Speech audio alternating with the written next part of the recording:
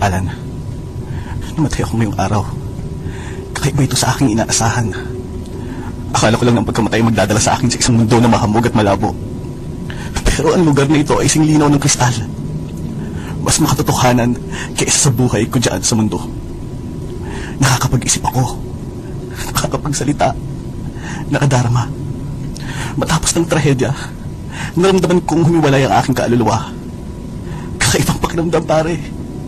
Narinig ko ang boses mo tumatawag sa akin. O baka gunig-gunig ko ngayon. Pumila ko sa isang mahabang linya. Magpapalista siguro. Tinanong nila kung ano ang pangalan ko. At sinimulan nilang hanapin ang aking pangalan sa aklat ng buhay. Pero parang hindi nila nakita ang pangalan ko dahil ang isang anghel na nakatayo sa akin na bibigla akong hinila papalayo sa iba. Natakot ako. Hindi ko alam kung anong nangyayari. Tinanong ko ang anghel kung saan niya ako dadalhin pero hindi siya sumagot. Tinanong ko siya ulit. Sa wakas ay sumagot siya. Nang mga pangalan na katala lamang sa aklat ng buhay ang makakapasok sa pinto ng langit. At ang mga wala sa listahan ay papahirapan sa impyerno magpakailanman. Pare, natakot ako. Dinala ako ng hell sa isang selda. Kung saan rin nakapag-isip ako. Alam mo pa kung anong iniisip ko? Ikaw, pare isa kang Kristyano. Sinabi mo sa akin noon, nagkausap tayo ng mga ilang beses ngayong araw. Binanggit ni Kelly ang tungkol doon pero tinawanan mo lang. Binanggit din ni Coach ang tungkol doon pero binago mo ang usapan. Pare, napag-usapan natin yun bago ang insidente.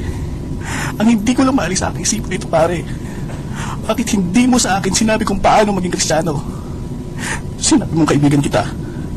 Kung totoo mang kaibigan kita, sana pinakilala mo sa akin si Jesus. At kung paano matatakasan ang lugar kung saan ako patungo ngayon. Nararamdaman ko, bumibilis ang tubok na aking puso, pare. Narino ulit ang anghel, natitapon ako sa impyerno.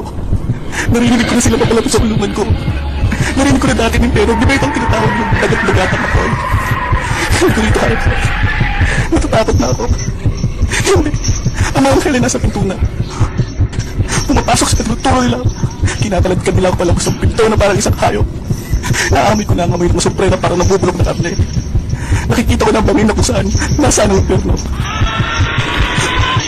Sa tingin ko, malapit na kami. Malapit na palapit. Parang sasabog ng aking dibdib sa tako. Binubulit na nila ako sa apoy. Susunugin ako ng buhay. Ito na yun, pare. Apoy. Balusa. Impyerno. Bakit, pare?